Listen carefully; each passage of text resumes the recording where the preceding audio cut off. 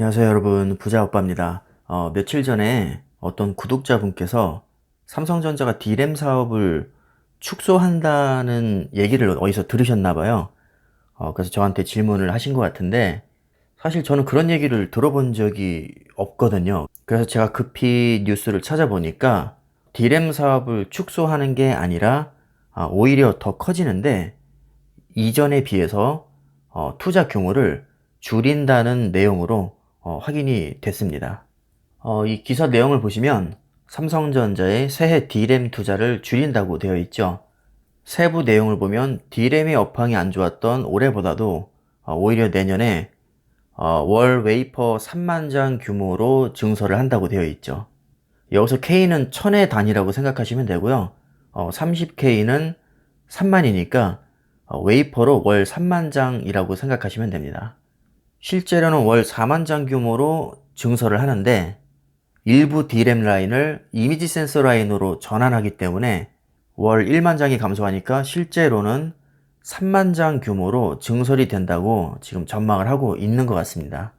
그리고 내년 1월에는 새로운 주주환원 정책이 발표가 되는데, 지금 여러 가지 돌아가는 상황으로 봐서는 배당금을 늘릴 확률이 굉장히 높습니다.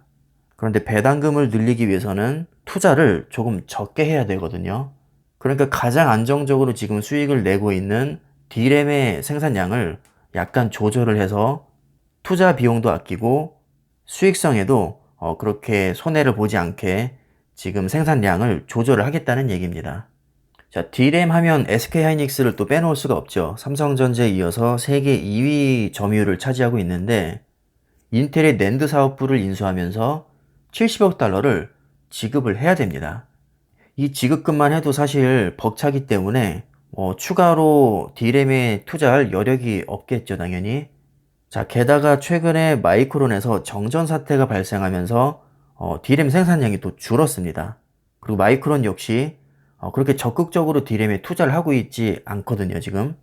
자, 따라서 결론적으로 세계 점유율 95%를 차지하고 있는 이 빅3 업체가 D램 생산량을 적극적으로 늘릴 의사가 지금 없는 상태입니다. 이 세 업체가 사실 머리를 잘 쓴 거죠.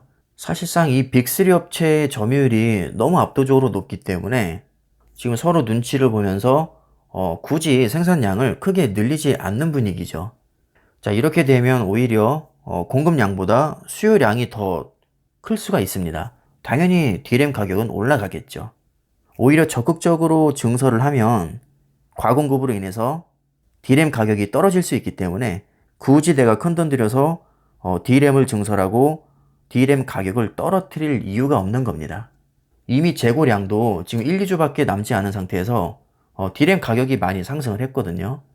지금 대다수의 전문가들이 2022년까지는 D램의 업황이 좋을 것으로 예상을 하고 있죠. 앞으로 최소 2년간은 지속된다는 얘기인데, 주가가 아무리 선반영됐다고는 하지만 추가 상승 여력은 충분히 남아있다고 봅니다.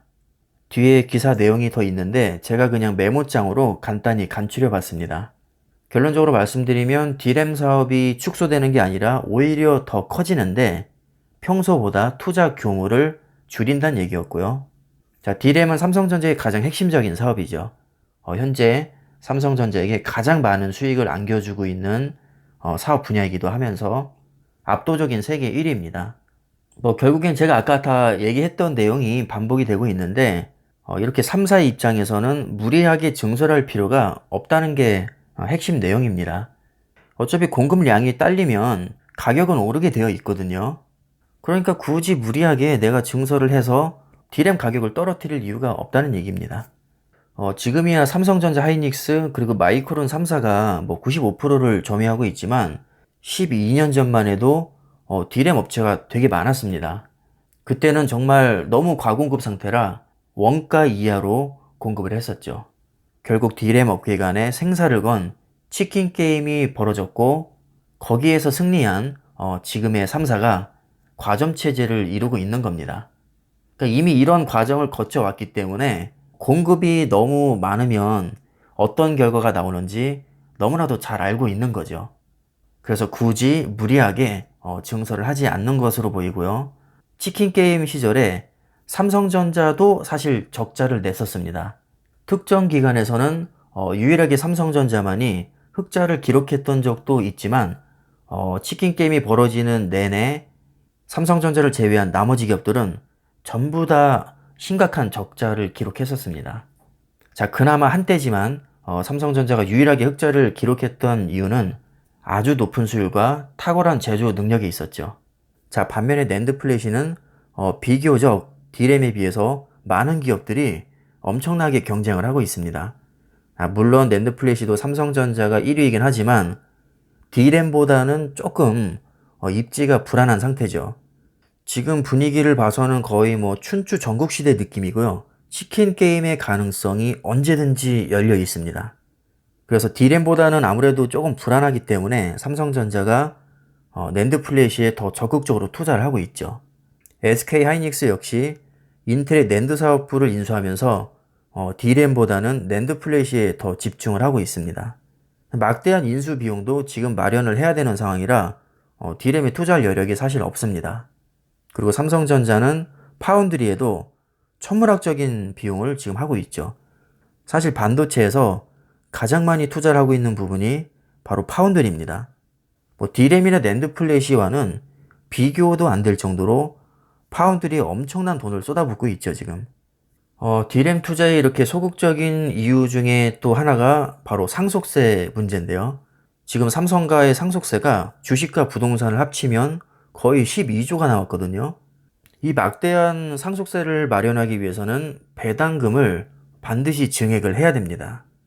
근데 배당금을 증액을 하려면 아이러니하게도 투자금을 축소를 해야 되거든요. 그러니까 그나마 지금 가장 안정적인 궤도에 올라와 있는 D램의 투자금을 축소하고 최대한 현금을 많이 확보하겠다는 전략입니다. D램의 투자를 적게 한다고 해서 D램이 막 어려워지거나 수익성이 악화되지는 않을 것 같습니다. 왜냐하면 아까도 말씀드렸지만 수요와 공급의 법칙에 의해서 공급량이 부족하면 가격은 자연스럽게 오르게 되어 있습니다. 따라서 투자금을 줄이면서도 과공급 방지로 D램의 가격을 상승시킬 수가 있습니다. 자, 이렇게 되면 판매량보다는 단가에 더 지금 힘을 실겠다는 얘기잖아요. 그래서 높은 영업이익률을 유지할 수 있습니다.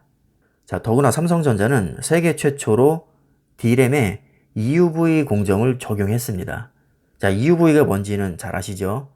기존 DUV 공정에 비해서 파장이 훨씬 짧기 때문에 회로 패턴을 얇게 새길 수가 있습니다. 자, 이렇게 되면 동일한 웨이퍼 면적당 생산량을 획기적으로 늘릴 수 있기 때문에 원가를 절감할 수 있습니다. 삼성전자의 수율은 더 이상 말할 필요도 없을 정도로 세계 최고입니다. 그래서 D램의 투자 비용을 감소시킨다고 해서 걱정할 부분은 없을 것 같고요. 오히려 공급량을 조절함으로써 슈퍼 호황기를 가속화시킬 수 있습니다. 제 개인적인 생각이지만 삼성전자와 하이닉스, 이 마이크론의 3사 과점 체제는 당분간 깨지기가 어려울 겁니다. D램이 아무리 시스템 반도체에 비해서 진입장벽이 낮다곤 하지만 중국 기업들 나가 떨어지는 거 보셨죠? 중국 국가 차원에서 그렇게 돈을 엄청나게 대줘도 삼성전자를 따라올 수가 없습니다. 수십 년 동안 축적한 기술력을 단순히 돈을 많이 쏟아붓는다고 해서 절대로 따라올 수 없죠. 그래서 정리를 하면 D램의 투자 축소는 오히려 걱정할 부분이 아니라 차라리 D램에 투자할 돈으로 낸드 플래시와 파운드리에 투자하는 게 장기적으로는 훨씬 더 이득이라고 저는 개인적으로 판단하고 있습니다. 특히 파운드리는 아직도 갈 길이 멉니다. 이렇게 쏟아 부어도 사실 삼성전자보다 TSMC 투자 규모가 더 크죠. 10년 후에는 삼성전자가 TSMC를 꺾고 파운드리 1위를 목표로 하고 있는 만큼 가급적이면 모든 역량을 파운드리에 집중하는 게 삼성전자의 미래에 더 도움이 될 것 같습니다. 어느덧 2020년이 다 가고 이제 한 이틀 남았나요? 내년부터는 이제 2021년이 펼쳐질 텐데 벌써부터 댓글로 새해 복 많이 받으라고 또 덕담을 해주신 분이 계시더라고요. 여러분도 올해 삼성전자가 사실 좀 위기도 많았고 횡보 기간도 길었는데 지금까지 장기 투자해 오신 분들 진심으로 정말 대단하시다고 생각하고요. 여러분들이 이렇게 좋은 기업에 정말 우직하게 투자를 해오신 것을 보상을 받으신 것 같아서 요즘에는 저도 기분이 좋습니다. 올 한 해도 이렇게 치열한 주식시장에서 지금까지 살아남으신 분들 진심으로 대단하시고 또 수익이 나신 분들 축하드리고요. 새해 복 많이 받으시고 앞으로도 제 영상을 꾸준히 시청해 주시면 감사하겠습니다. 그리고 메모장 글씨 크기를 제가 40포인트로 했더니 반응이 생각보다 너무 좋네요. 오히려 젊으신 분들도 스마트폰으로 보니까 글씨 크기가 큰 게 좋다고 하시더라고요. 많은 분들이 이렇게 만족을 해주시니까 저 역시도 보람을 느끼고 뭔가 좋은 쪽으로 개선이 된 것 같아서 뿌듯합니다. 다시 한번 제 채널을 방문해 주시고 영상 봐주셔서 감사드리고요. 새해 복 많이 받으시기를 바라겠습니다. 그리고 주식도 대박 나시고요. 꼭 삼성전자가 아니어도 되니까요. 가급적이면 우량주 위주로 장기 투자를 다시 한번 제가 강조를 드리겠습니다. 단타로 쉽게 먹고 빠지기에는 이 주식시장은 너무나도 치열합니다. 주식시장에서 살아남을 수 있는 가장 확률 높은 방법은 우량주 장기 투자라고 저는 생각을 합니다. 자, 그럼 오늘 영상은 여기에서 마무리를 하겠습니다. 감사합니다.